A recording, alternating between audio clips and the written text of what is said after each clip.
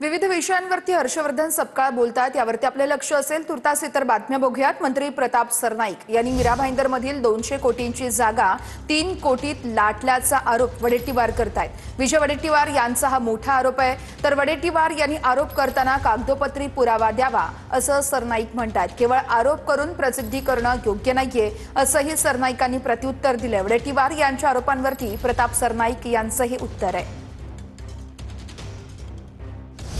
मंत्री सरनाईकने स्वतःच्या एज्युकेशन संस्थेला मीरा भाईंदर मधील प्राईम लँड 4 एकर ज्याची किंमत 200 कोटी रुपये आहे, मार्केट व्हॅल्यू 3 कोटी रुपयामध्ये घेतली.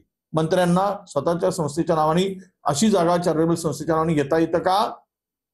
आणि हे जर होऊ शकतं तर महाराष्ट्र लुटून खा, आम्ही डोळे बंद करून बसतो. लुटा, आओ लुटो, महाराष्ट्र बेचो, अशीच म्हणायची पाळी आता या सरकारच्याकडून अपेक्षित आहे. मी बघा, हा ती 300 नाही 200 कोटी मी ते काल रात्री आणि आज सकाळी टीव्हीवर बघितलंय. विजय वडेट्टीवार फार मोठे नेते आहेत, माझे विरोधी पक्षनेते होते. त्यांनी मला असं वाटतं काही आरोप वगैरे करत असताना, कारण शेवटी मी राज्याचा जबाबदार मंत्री आहे, शिवसेनेचा नेता आहे, काही आरोप करत असताना त्यांनी काही कागदोपत्री पुरावा दाखवणं किंवा मीडियाला देणं गरजेचं आहे. फक्त आरोप तर काय हो, मंत्री म्हटल्यानंतर ते आरोप होतच राहतात.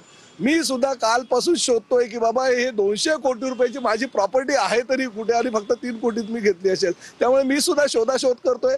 त्यांनी पुरावा द्यावा आणि पुरावा दिल्यानंतर तुमच्या समोर मी येऊन काय भूमिका त्यांची आहे आणि काय भूमिका आमची आहे हे निश्चित सांगेल. परंतु एक गोष्ट मात्र नक्की, राज्याचा कारभार हाकत असताना मंत्र्यांवर रोजच्या रोज आरोप होतच असतात. परंतु आरोप होत असताना कागदोपत्री जर पुरावे कोणी दिले किंवा त्या पद्धतीची माहिती जर मीडियाला किंवा आम्हाला दिली तर आम्ही त्यावर कारवाई करू शकतो. उगाच आरोप करायचे आणि प्रसिद्धी करायची हे पण योग्य नव्हे.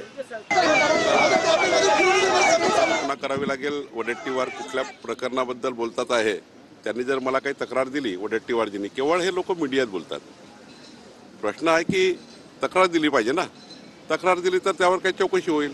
तशी काल आम्ही बघा, परवाची जी आहे घटना पुण्याची, त्यावर काही कोणाची तक्रार नाही आहे. सुमोटो मीडियाने आम्हाला प्रकरण दिलं, त्यावर आमची चौकशी नेमली, आम्हाला ते आढळलं, आम्ही कारवाई केली. तक्रार द्या ना, रितसर तक्रार द्या, त्याची चौकशी सरकार करेल. आता उठछूट कोणी कुणाला आरोप करण्यापेक्षा त्याचे पुरावे देऊन सरकारकडे किंवा जी काही सक्षम एजन्सी असेल त्याच्याकडे तक्रार करावी, त्याची चौकशी होईल.